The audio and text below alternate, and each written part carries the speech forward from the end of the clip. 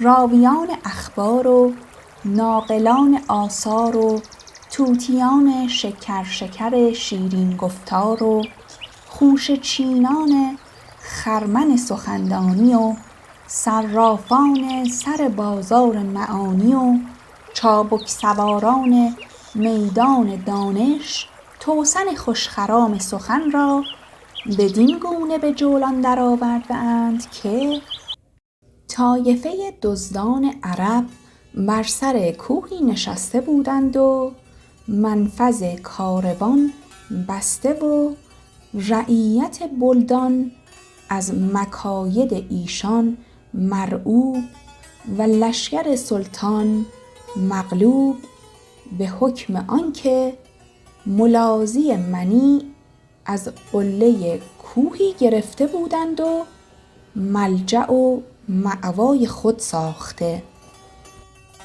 مدبران ممالک آن طرف در دفع مضرت ایشان مشاورت همی کردند که اگر این طایفه هم بر این نسق روزگاری مداومت نمایند مقاومت ممتنع گردد. درختی که اکنون گرفته است پای به نیروی شخصی برآید ز جای، وگر همچنان روزگاری هلی به گردونش از بیخ بر نگسلی. سر چشمه شاید گرفتن به بیل، چو پر شد نشاید گذشتن به پیل.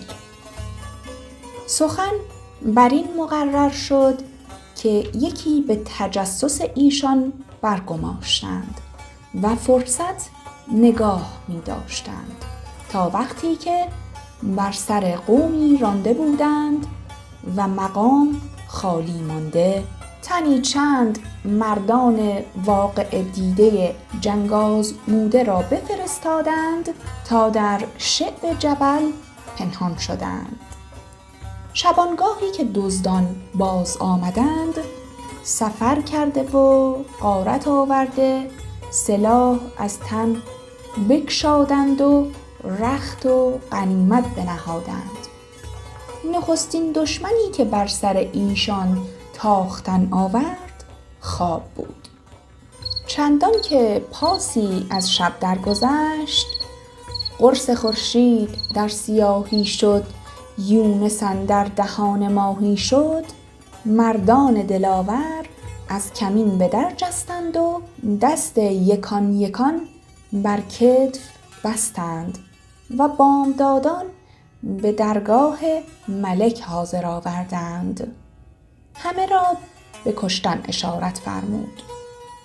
اتفاقاً در آن میان جوانی بود میوه عنفوان شبانش نورسیده و سبزه گلستان عذارش نودمیده. یکی از وزرا پای تخت ملک را بوسه داد و روی شفاعت بر زمین نهاد و گفت این پسر هنوز از باغ زندگانی بر نخورده و از ریعان جوانی تمتع نیافته. توقع به کرم و اخلاق خداوندی است که به بخشیدن خون او بر بنده منت نهد. ملک روی از این سخن در هم کشید و موافق رای بلندش نیامد و گفت پرتو نیکان نگیرد هر که بنیادش بد است. تربیت نااهل را چون گردکان بر گنبد است. نسل فساد اینان منقطع کردن اولی‌تر است و بیخ تبار ایشان برآوردن که آتش نشاندن و اخگر گذاشتن و افعی کشتن و بچه نگه داشتن کار خردمندان نیست. ابر اگر آب زندگی بارد هرگز از شاخ بید بر نخوری. با فرومایه روزگار مبر کز نی بوریا شکر نخوری. وزیر این سخن بشنید.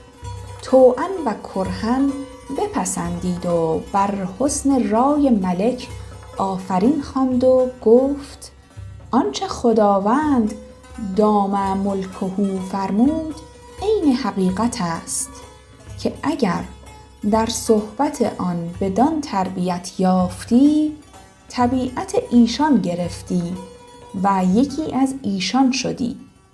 اما بنده امیدوار است که در صحبت صالحان تربیت پذیرد و خوی خردمندان گیرد که هنوز طفل است و سیرت بغی و عناد در نهاد او متمکن نشده و در خبر است کل مولود یولد علی الفطرة فابواه یهودانه و ینصرانه و یمجسانه.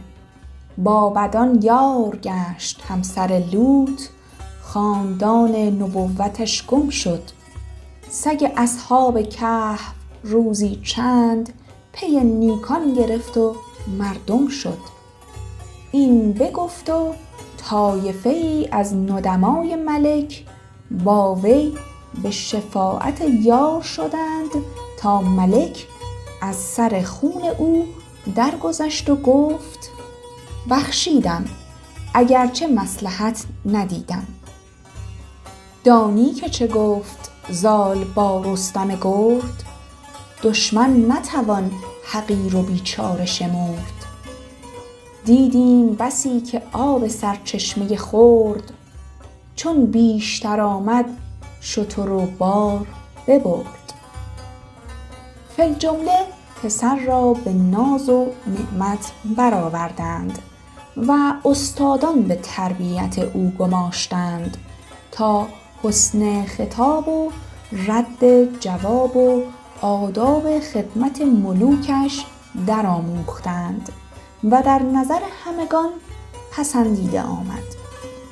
باری وزیر از شمایل او در حضرت حق شمه‌ای می گفت که تربیت عاقلان در او اثر کرده است و جهل قدیم از جبلت او به در برده. ملک را تبسم آمد و گفت عاقبت گرگ زاده گرگ شود، گرچه با آدمی بزرگ شود. سالی دو بر این برآمد. طایفه اوباش محلت بدو پیوستند و عقد موافقت بستند تا به وقت فرصت وزیر و هر دو پسر را بکشت و نعمت بی قیاس برداشت و در مغاره دزدان به جای پدر بنشست و عاصی شد. ملک دست تحسر به دندان گزیدن گرفت و گفت شمشیر نیک از آهن بد چون کند کسی؟ ناکس به تربیت نشود ای حکیم کس. باران که در لطافت طبعش خلاف نیست، در باغ لاله روید و در شوره بوم خس.